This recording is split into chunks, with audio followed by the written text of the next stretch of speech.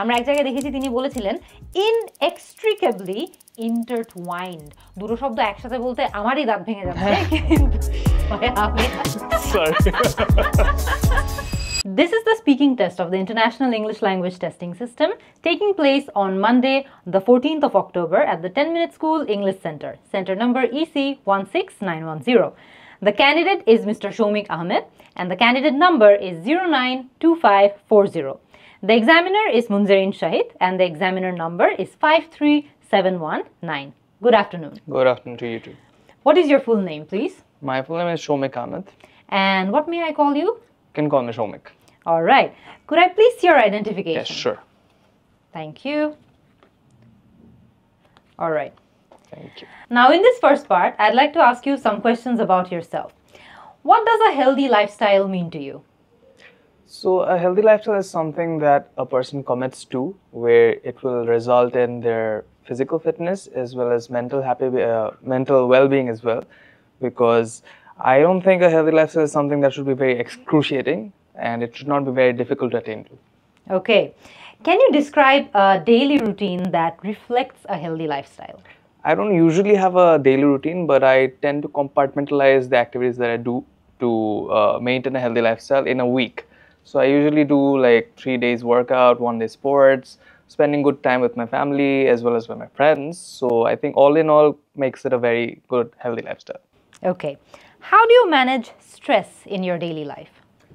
I think stress again is very subjective because people tend to address stress in very different ways. So in my case, stress is something that I tend to avoid because I believe giving too much attention to stress makes me more stressed. So in my case, I try to do a few things. I usually take a break from whatever is giving me stress and try to find out the problems that are causing the stress and then try to address those rather than avoiding them much. Got it. How does fashion influence the way you present yourself? I think fashion is a form of expression. So if you want to present yourself to people or in different social setups, I think fashion plays a huge role because whatever you're wearing or whatever fashion you're following tells a lot about your identity. So whenever you're going to any different kind of social setup, either with your friends or your professional setup, what you're wearing tells a big story about you. So I think presenting yourself depends a lot on the fashion statement that you want to pull out. Okay. Discuss how your personal style has evolved over the years. It has changed a great deal. So when I was very young, I didn't care much about what I'm wearing. But when I started going to university, when I started making a lot of friends, when I started meeting a lot of strangers, so I think that played a huge role in how I wanted to present myself. I got to know a lot about fashion. I got to experiment and explore a lot about fashion, made a lot of mistakes, and I do not really regret them. I learned a lot about style and fashion. So I think over the years, it changed my personality and identity and also what I wanted to express about myself. So it took time, but I found my style statement. Okay. What role do you think fashion plays in the societal status or identity? I think fashion has a big role in expressing someone's identity rather than social status. Because if you really judge someone by what they're wearing and compare it with social status, I don't think that would be right. So in identity, it plays a big role. And again, what I said in my earlier answer, that people express themselves through fashion, so their identity reflects through their fashion statement. All right.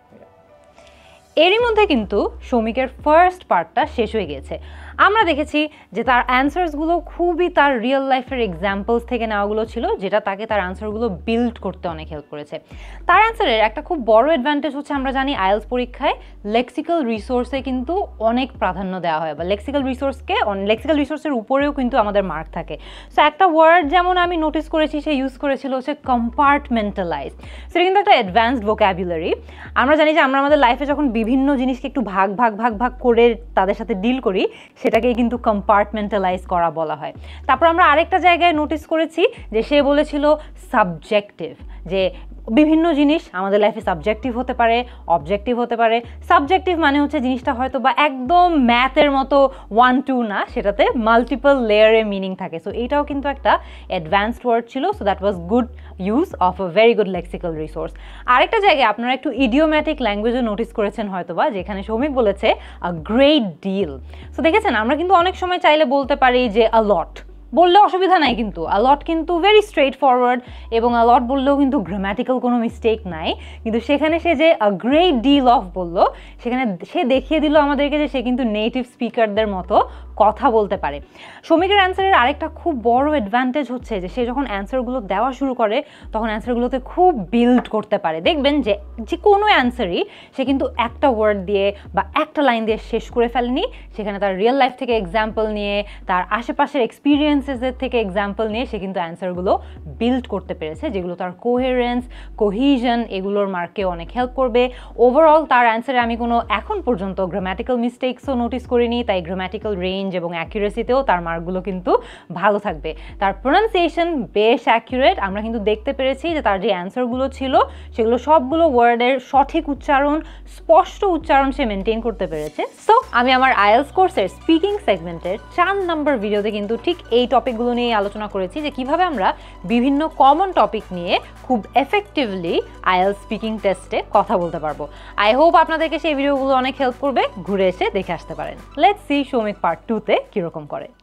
You will now be given a topic to talk about for 1 to 2 minutes. You have 1 minute to prepare what you're going to say, and you're welcome to make some notes too if you wish. Do you understand? Yeah. All right. Your topic is, I want you to describe an outfit that you wear for special occasions. What does this outfit look like, and where did you get it? Why do you choose to wear it for special events? And how do you feel when you wear this outfit? Here is your paper. Thank you. And here is your pencil.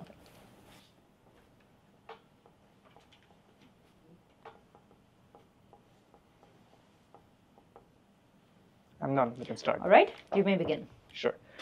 So special occasions is again very subjective, because in Bangladesh we have different kind of occasions. So it could be a very formal event, it could be a birthday party, it could be a wedding event. So people usually tend to wear different things on different occasions.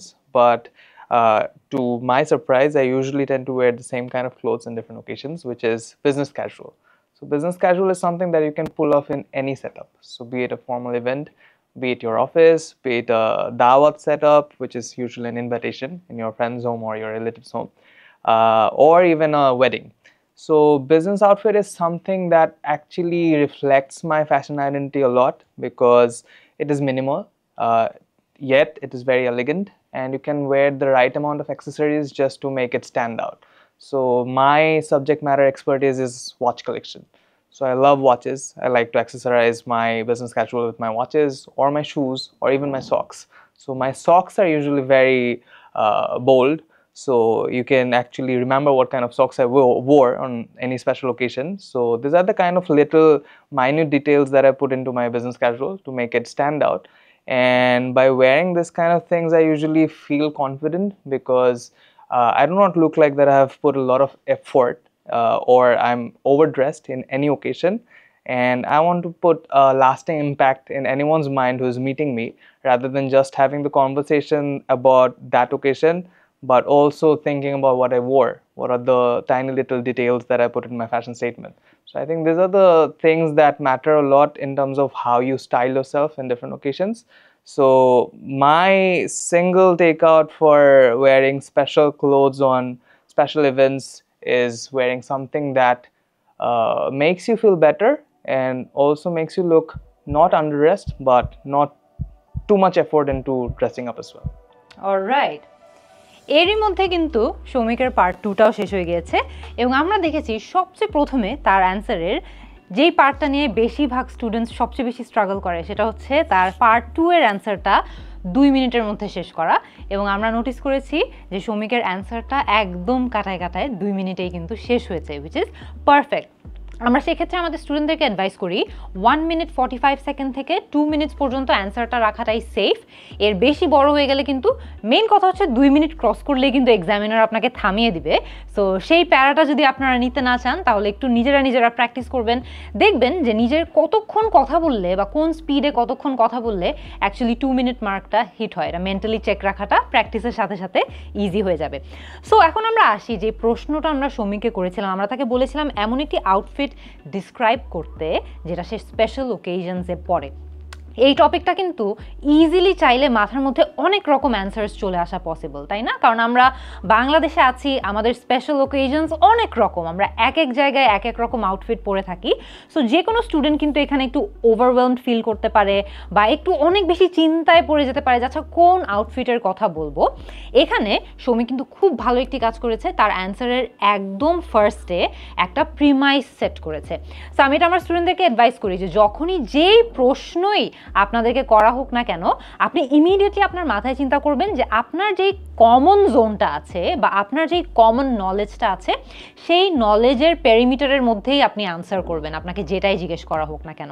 আর সৌমিক এখানে খুব effectively কিন্তু একদম শুরুতেই বলে দিয়েছে যে বাংলাদেশে অনেক ধরনের স্পেশাল ওকেশনসই হয় এবং এক এক ওকেশনে আমরা এক এক রকম কাপড় পরি। তারপরে সে তার নিজের এক্সাম্পল দেওয়া শুরু করেছে। এই কারণেই তার অ্যান্সারটা কিন্তু খুব ফোকাসড ছিল, অনেক রকম আউটফিটের কথা না বলে সে কিন্তু একটা স্পেসিফিক টাইপের আউটফিটের কথা বলেছে। So that's very good. আরেকটা যেটা খুব পজিটিভ পার্ট ছিল অ্যাবাউট হিজ আনসার, সেটা হচ্ছে আমরা তাকে এখানে 3টা বুলেট পয়েন্টে প্রশ্ন করেছি। আপনারা জানেন যে কিউ কার্ডে একটা ওভারঅল টপিক থাকে, নিচে বুলেট পয়েন্টে আরও কিছু ছোট ছোট প্রশ্ন থাকে এবং আমাদের কিন্তু সবগুলো প্রশ্নই কভার করতে হয়। আপনি কিন্তু বারবার দেখে দেখে সেটা উত্তর করতে পারবেন না। সো আপনার মেন্টাল ম্যাপ থাকতে হবে যে কোন কোন জিনিস আমার আনসার করার কথা। সো সৌমিককে আমরা যে প্রশ্ন করেছি সেখানে তাকে জিজ্ঞেস করা হয়েছিল what does this outfit look like and where did you get it, আউটফিটটা দেখতে কেমন, সে সেটা কোথা থেকে নিয়েছে। Why do you choose to wear it for special events, special ইভেন্টসে কেন, কিসের জন্য এই আউটফিটটা তুমি পরতে পছন্দ করো, এবং how do you feel when you wear this outfit. So তুমি আউটফিটটা যখন পরো তখন তোমার কেমন লাগে বা তুমি কেমন বোধ করো। সো এই 3টা পয়েন্টই কিন্তু তার আনসারে সে এফেক্টিভলি কভার করেছে এবং তার আনসার যদি আপনারা খেয়াল করে দেখেন সে কিন্তু শুধুমাত্র আউটফিট নিয়েই কথা বলেনি, সে কিন্তু অ্যাক্সেসরিজ নিয়েও কথা বলেছে তার আনসারটা বিল্ড করার জন্য।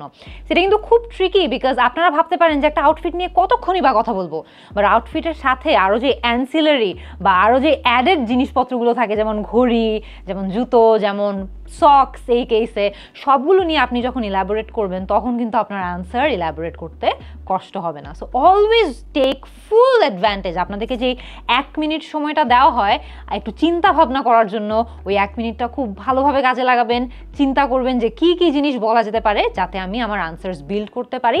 এবং আরেকটা খুব ভালো পজিটিভ পয়েন্ট তার আনসারে ছিল, তার আনসার কিন্তু রিপিটেটিভ ছিল না।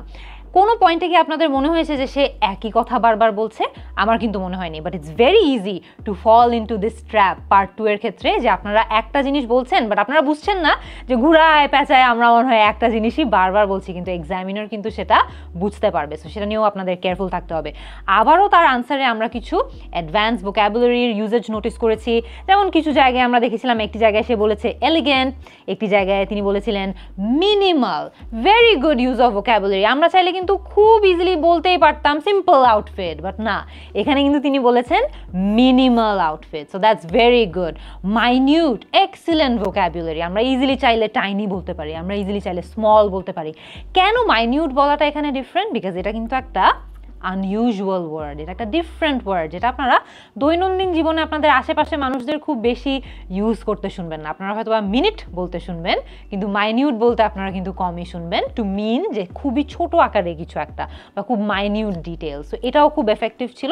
আরেকটা জায়গায় আমরা নোটিস করেছি সে বলেছে over dressed.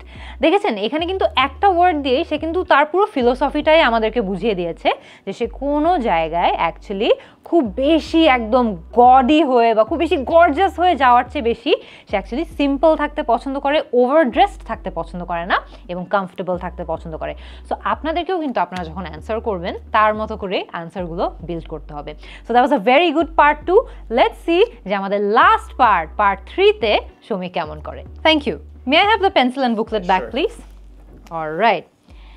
So you were telling me about an outfit that you wear for special occasions. I'd now like to ask you more questions related to this. In what ways do you think lifestyle choices reflect personal values? I think lifestyle choices does reflect a lot on your personal values, because how you're living your life or what are you wearing, what you're doing, it can show another person a lot about you, that how much you care about something or what do you value in your personal life. Say for example, if I'm wearing a lot of branded clothes, so that might come off as odd to some people, like I'm wearing a lot of logos on me, so I think I do not reflect that myself in my identity. So this kind of choices that you make in your lifestyle, that shows a lot about your personal values. So if you're a lot into gymming, into your sports, so that shows that you have that community feeling in yourself, because you're playing sports with your friends, you're going to work out with a lot of people, so you're a social being. So that kind of things shows in your personal choices that how you are actually living your life. So personal values actually reflect through your lifestyle. All right. How do you think fashion can be used as a tool for personal empowerment? I think it's a very good question. So fashion can definitely play a good role in personal empowerment, because fashion is something, not necessarily something that is trendy or something that is fashionable. That is not fashion. I believe fashion is something that you are comfortable in wearing, you put your personal touch into it, or whatever you're wearing, you're making it your own. That is fashion.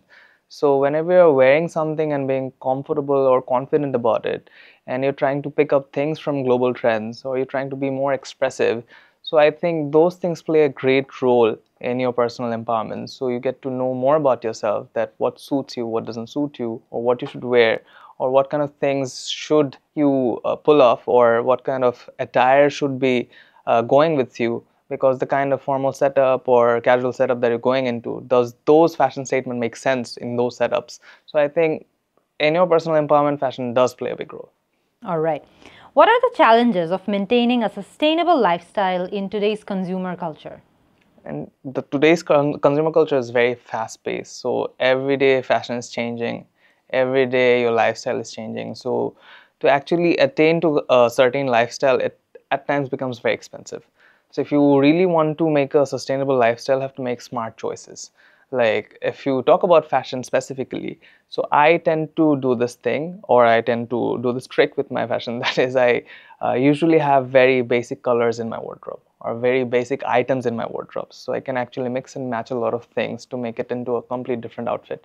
So if you have to maintain this lifestyle in this consumer culture, you have to be very smart. You cannot be very it cannot be very expensive. You cannot spend a lot or splurge a lot. So that will make it very hard for you to maintain this kind of lifestyle.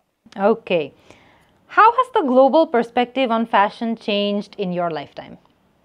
It has changed a lot. So it has changed, and it has come back as well. So whatever we used to wear in 90s, it is coming back right now. So I think the global trend is something in fashion, in terms of fashion, it is like a cycle. So it changes a lot in a very fast pace, but it also comes back. So you actually feel very nice when you see the Gen Zs wearing the kind of clothes that we used to wear, like the baggy pants has come back, or the formal pants that they used to wear in the 60s, or the suits they used to wear in the 60s, those are coming back. So it feels great when you see this kind of things coming back, which are an all-time classic, and you already have it in your wardrobe. So it's very nice. All right. What role do cultural influences play in shaping personal lifestyle choices? I think culture plays a very big role in terms of expressing your fashion or expressing your lifestyle, because geography and identity, I think, are very inextricably intertwined, because one is the foundation to another, and your geography is at times shapes your identity, and your culture is part of that. So at times you happily accept that, at times you're not very happy about it.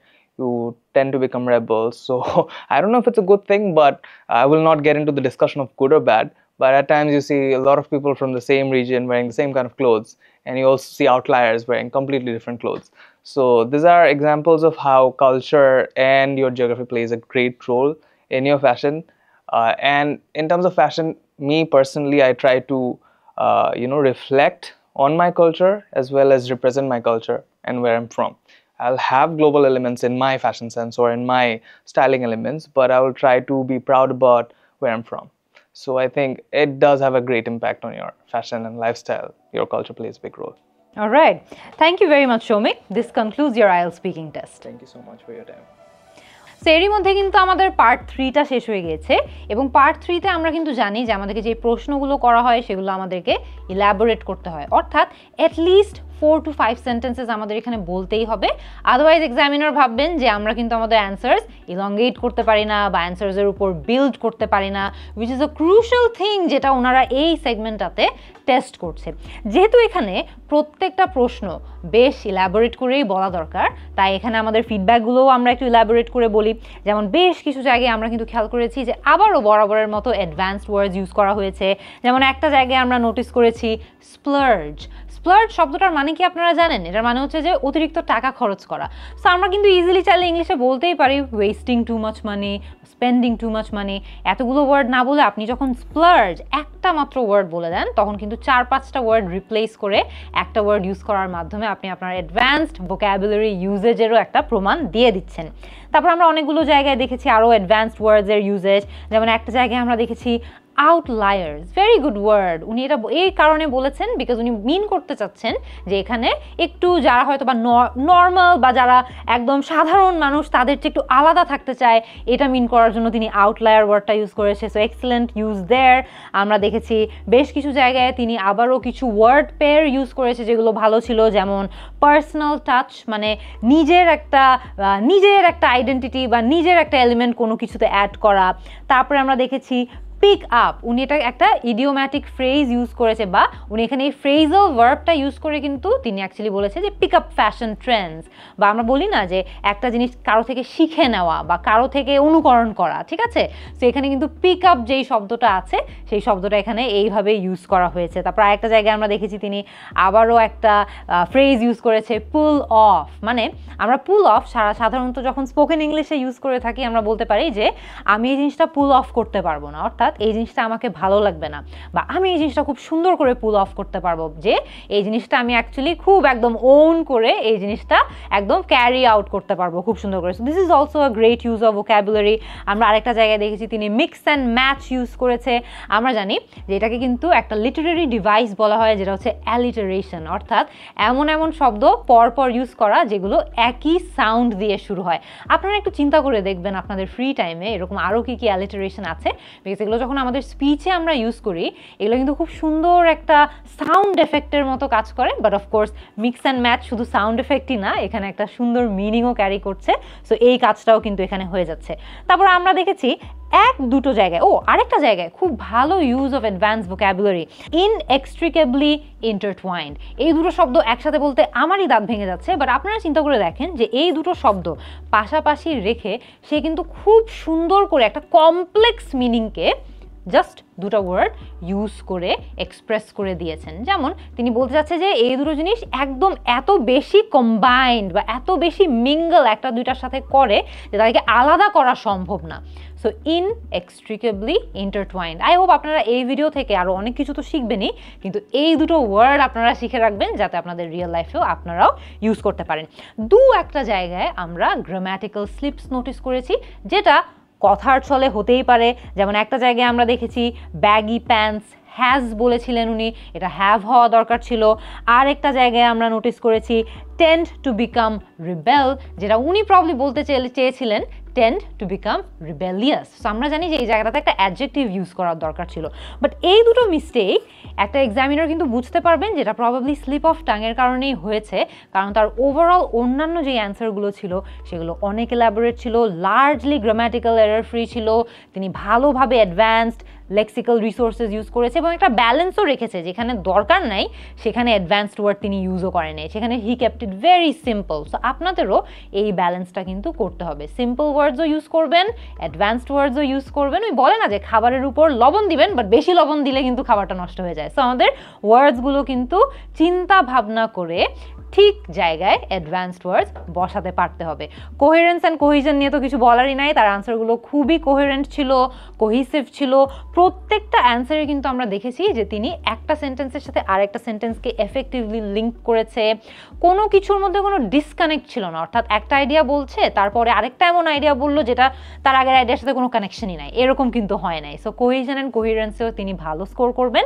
And last but not the least pronunciation, যেটা 4th marking criteria IELTS speaking এর, প্রোনাউন্সিয়েশনেও কিন্তু তিনি খুবই ভালো ছিলেন। আমরা দেখেছি যে তার ওভারঅল ওয়ার্ড প্রোনাউন্সিয়েশনে little to no error. So এখানেও কিন্তু তিনি খুব ভালো স্কোর করবেন। আই উড সে যে তিনি যদি এখন পরীক্ষা দেন তাহলে easily he would score anywhere between 8 to 8.5। I hope যে আপনারা আজকের ভিডিও দেখে কিছু শিখতে পেরেছেন, অনেক কিছু শিখতে পেরেছেন, আমি অনেক কিছু শিখতে পেরেছি, অ্যান্ড আপনারাও আপনাদের আইএলটিএস প্রস্তুতি যখন নেবেন এই ভিডিওটা দেখে আই হোপ অনেক হেল্প পাবেন। আমি কিন্তু ঠিক একইভাবে আমার যে আইএলটিএস কোর্সটি আছে সেখানে আইএলটিএসের 4টি সেগমেন্টকে একদম ব্রেক ডাউন করে শিখিয়েছি, যেখানে আপনারা রিডিং, রাইটিং, লিসনিং, স্পিকিংয়ের সকল যে কোয়েশ্চেন টাইপসগুলো আছে সেই কোয়েশ্চেন টাইপসগুলো কীভাবে এফেক্টিভলি কম টাইমে সলভ করতে হবে সেটা আপনাদের শেখানোর চেষ্টা করেছি। প্র্যাকটিসের মাধ্যমে আপনাদের শেখানোর চেষ্টা করেছি যাতে করে আপনারা একদম প্র্যাকটিস করেই শিখতে পারেন ওই টেকনিকগুলো কীভাবে রিয়েল লাইফে এক্সামে অ্যাপ্লাই করতে হয়। আমার আইএলটিএস কোর্স সম্পর্কে আপনারা যদি আরও বিস্তারিত জানতে চান তাহলে ক্লিক করুন এখানে। আর আমি আইএলটিএস নিয়ে অন্যান্য যে সকল ভিডিওস তৈরি করেছি সেগুলো যদি আপনারা দেখতে চান তাহলে ক্লিক করুন এখানে।